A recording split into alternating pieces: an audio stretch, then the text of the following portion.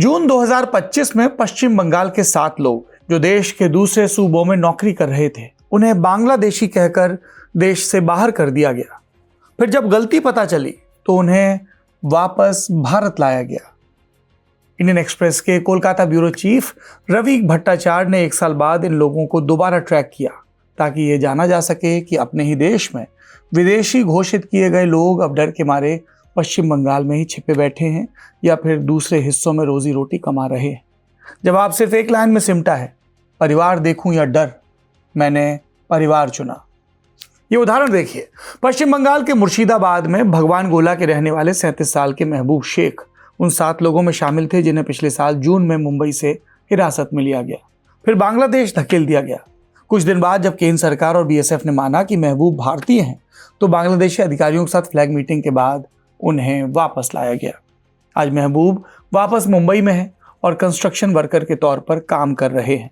वो कहते हैं, डर लगता है कि मुझे फिर से पकड़कर बाहर न फेंक दिया जाए, लेकिन मुझे अपनी पत्नी और 2 बेटों का पेट पालना है, बच्चों के स्कूल की फीस भरनी है। महबूब की तरह ही मुर्शिदाबाद के बेलडांगा में रहने वाले 30 साल के मिनारुल शेख भी इस खौफनाक एक्सपीरियंस का हिस्सा थे। मिनारुल विग बनाने वाली इंडस्ट्री के लिए बाल इकट्ठा करने का काम करते हैं, लेकिन अब डर के साए में मुंबई छोड़कर सीधे कश्मीर चले गए। हाई सिक्योरिटी वाली कश्मीर घाटी में पकड़े जाने का जोखिम ज्यादा है, इसलिए खौफजदा मिनारुल अपनी सटीक लोकेशन भी नहीं बताना चाहते। कहते हैं, वापस लाए जाने के बाद हमें सरकार से कोई मदद नहीं मिली। उल्टा जिन लोगों से मुझे पैसे लेने थे उन्होंने इस घटना का फायदा उठाया, मेरे पैसे मार लिए। मुझे अपना कर्ज चुकाने के लिए परिवार की 1 बीघा जमीन भी बेचनी पड़ी। हमारी रिपोर्ट के मुताबिक पश्चिम बंगाल में जब एसआईआर हुआ तो महबूब और मिनारुल समेत इन सभी ने उसे क्लियर कर लिया। हालांकि मिनारुल के 5 भाइयों को वोटर लिस्ट में नाम शामिल करवाने के लिए सुनवाई से गुजरना पड़ा। उनके एक भाई मोइजुल अब भी असम में प्रवासी मजदूर के तौर पर काम कर रहे हैं। Ravi Bhattacharya, Express reporter. उन्होंने शमीम और मुस्तफ़ा से बात की। शमीम अपनी पत्नी और 6 साल की बेटी के साथ वापस मुंबई लौट चुके हैं और राजमिस्त्री का काम करते हैं। 53 साल के मुस्तफ़ा कमाल शेख की कहानी तो सिस्टम के मुंह पर जैसे एक तमाचा हो। मुस्तफ़ा मुंबई में 10 साल तक झालमुड़ी बेचते थे।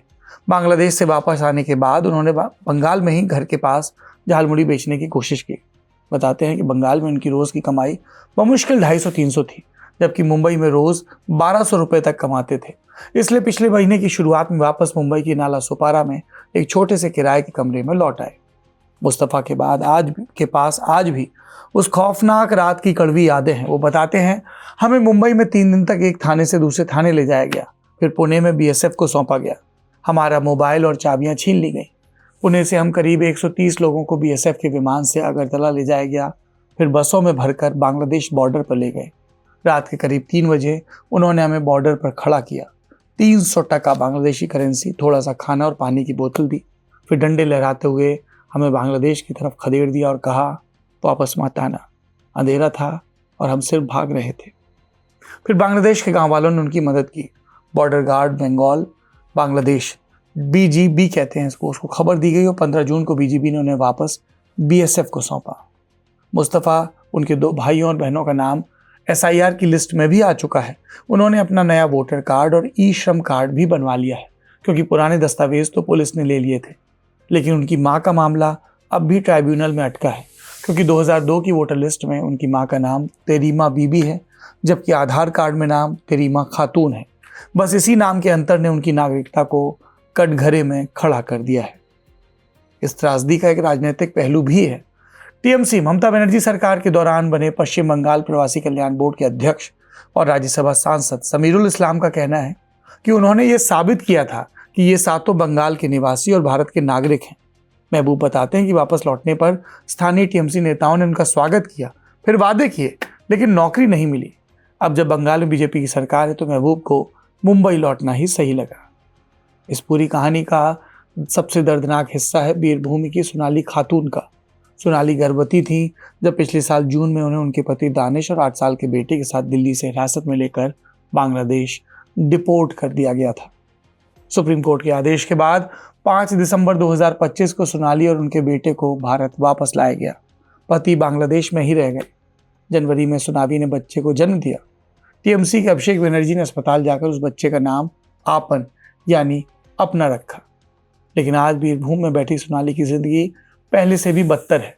वो वापस दिल्ली नहीं गई। उनका भाई जो ई रिक्शा चलाकर रोज 200 से 300 रुपए कमाता है, उसी पर सोनाली और उनके बच्चों का गुजारा चल रहा है। इस साल मई में केंद्र सरकार ने सुप्रीम कोर्ट से वादा किया था कि सोनाली के पति दानिश और दूसरे लोगों को भी वापस लाया जाएगा, लेकिन सोनाली बताती हैं कि दानिश आज भी सरहद के उस पार बांग्लादेश में फंसे हैं और कई दिनों से उनकी बात भी नहीं हो पाई। ये सिर्फ कुछ नाम नहीं है, ये वो लोग हैं जिन्हें कागजों की भूल भुलैया और सिस्टम की गलती ने, सरकार की गलती ने जीते जी अपनी ही जमीन पर बेगाना कर दिया और आज भी अपने ही देश में रहने के लिए ये डर के साथ जी रहे हैं। ये खबर यहाँ पर समाप्त होती है। हम में से कुछ लोग कुछ रोज पहले इम्तियाज अली की फिल्म देखने गए थे। उस फिल्म का सबसे जरूरी हिस्सा आखिर में आता है, जब दिलजीत दोसांझ गा रहे हैं और पृष्ठभूमि में दुनिया भर की वो सारी त्रासदियां चल रही हैं जिनके चलते लोगों को विस्थापित होना पड़ा। इंडियन एक्सप्रेस ये कतई नहीं कहता है कि सरकार किसी भी किस्म की नरमी बरते उन लोगों के साथ जो अवैध ढंग से हिंदुस्तान में घुस आए हैं, पर इस सख्ती के नाम पर हिंदुस्तान के नागरिकों के साथ हुआ अन्याय, एक भी नागरिक के साथ हुआ अन्याय सरकार की, संविधान की विफलता कहलाएगा। प्रधानमंत्री नरेंद्र मोदी, उनकी पार्टी भारतीय जनता पार्टी और भारतीय जनता पार्टी को वैचारिक निर्देश देने वाला राष्ट्रीय स्वयंसेवक संघ, इन सभी को लगता था कि अयोध्या में एक बार राम मंदिर बन जाएगा, उसके बाद लोगों के भीतर आस्था का ऐसा ज्वार आएगा जिसे कभी भाटा नहीं देखना पड़ेगा, कभी नीचे नहीं आएगा। अयोध्या में ज्वार आया हुआ है, लेकिन श्रद्धा से ज़्यादा संशय का। चंदा चोरी को लेकर लगातार अपडेट आ रहे हैं। अब खबर है कि राम मंदिर में हुए चढ़ावा चोरी कांड की जांच सीबीआई या किसी दूसरी केंद्रीय एजेंसी को सौंपी जा सकती है। क्योंकि आर्थिक गड़बड़ियों की बात है तो शायद ईडी की भी एंट्री हो। हमारे रिपोर्टर हैं भूपेंद्र पांडे। उनके मुताबिक यूपी सरकार इस पर गंभीरता से विचार कर रही है। सूत्रों के मुताबिक ये मामला एक बड़े आर्थिक अपराध की कैटेगरी में आता है, जिसकी तह तक जाने के लिए गहरी जांच की जरूरत है। इसलिए केंद्रीय एजेंसियों का विकल्प तलाशा जा रहा है। फिलवक्त इस मामले की जांच एसआईटी कर रही है। इसे 15 जुलाई तक का एक्सटेंशन भी दिया गया है। एसआईटी की टीम 2 जुलाई को एक बार फिर अयोध्या जाएगी। अपडेट अयोध्या पुलिस की जांच पर भी है। गिरफ्तार 8 आरोपियों के पास से करीब 80 लाख रुपए बरामद किए गए हैं, लेकिन पुलिस का मानना है कि आरोपियों ने चोरी के पैसों से जो चल अचल संपत्ति बनाई, उसका पता लगाने के लिए बड़े स्तर की जांच की जरूरत है। एसआईटी ने जांच के पहले चरण में ही मंदिर ट्रस्ट के टॉप पदाधिकारियों और ट्रस्टियों से पूछताछ की।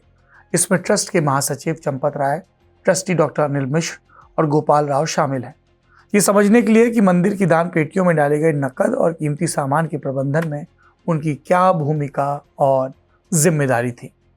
जांच में ये बात भी सामने आई है कि कम से कम 20 से 25 कर्मचारी दान पेटियों को विजिटर गैलरी से उस हॉल तक ले जाने का काम करते थे जहां गिनती होती थी। ये पूरा काम सुभाष श्रीवास्तव और रामशंकर यादव और किन्नू की निगरानी में होता था, जबकि लवकुश मिश्र, अनुकल्प मिश्र, रमाशंकर मिश्र, मनीष यादव और करुणेश पांडे इस गिनती को अंजाम देते थे। ये 8 लोग 25 जून की एफआईआर के बाद गिरफ्तार किए गए हैं और फिलहाल न्यायिक हिरासत में हैं। एसआईटी ने 16 से 21 जून के बीच इनसे पूछताछ की थी। अब एसआईटी उस सैनिक सिक्योरिटी सर्विसेज के सुपरवाइजर से भी पूछताछ करने जा रही, जिन्हें स्टेट बैंक ऑफ इंडिया ने सुरक्षा और चढ़ावे की गिनती का मैन पावर संभालने के लिए हायर किया था। इस पूरे प्रकरण पर लगातार अपडेट आ रहे हैं। लगातार ये सवाल भी पूछे जा रहे हैं राजनीतिक हलकों में कि ये किनके बीच वर्सेस का मामला हो गया है। ये योगी आदित्यनाथ वर्सेस अमित शाह है, ये नरेंद्र मोदी वर्सेस राष्ट्रीय स्वयंसेवक संघ है। सवाल ये भी पूछा जा रहा है कि राम मंदिर ट्रस्ट में तो कई पूर्व नौकरशाह बड़े नाम भी हैं, क्या उनसे पूछताछ की जाएगी? इस पूरे प्रकरण पर आपकी क्या राय है? कमेंट बॉक्स में जरूर बताएं। आप देख रहे हैं इंडियन एक्सप्रेस हिंदी।